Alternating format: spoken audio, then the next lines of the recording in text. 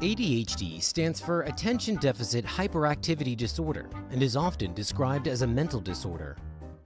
Children with ADHD have trouble paying attention, are hyperactive, and often have difficulty controlling their behavior.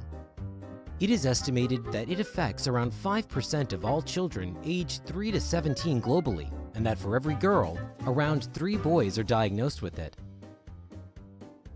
To understand how it affects children in school, let's look at the story of Leo, a 12-year-old boy who goes to school with the best intentions but struggles hard to succeed.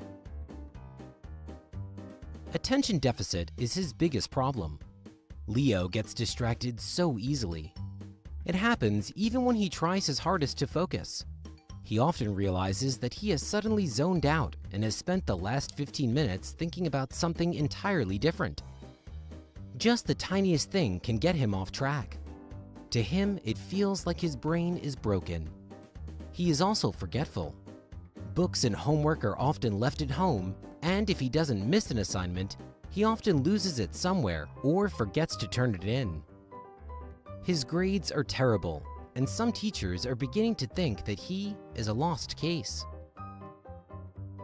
Then there is his hyperactivity. When they have to do group work, he is restless and has trouble staying focused.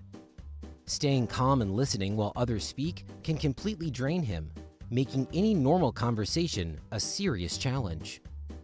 To him, it feels like there is no capacity left in his brain to deal with all the input that needs to be processed. He then feels angry about not being able to follow along. To help cope with his hyperactivity, he likes to keep his hands busy all the time. Last, there is his impulsive behavior. He often cannot refrain from saying things that come to his mind. Sometimes he tries hard to control himself, but then just blurts out and interrupts others.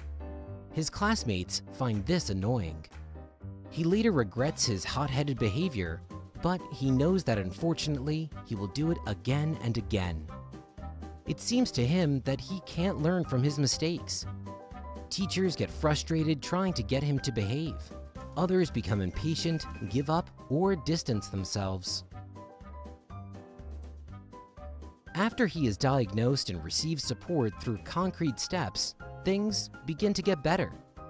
At school, he is seated next to a supportive student in the front row of the class. He gets a notebook that lists all his assignments to help him remember. And to make homework easier to track, he receives it for all subjects only once a week. To relax, he is allowed to use fidget objects during lessons and take short breaks when needed. After school, he practices speaking and listening routines with a specialist. Additionally, his dad bikes with him to school every morning, and in the afternoon, he is allowed to play the ball as long as he wishes. For severe cases of ADHD, prescription drugs are often prescribed.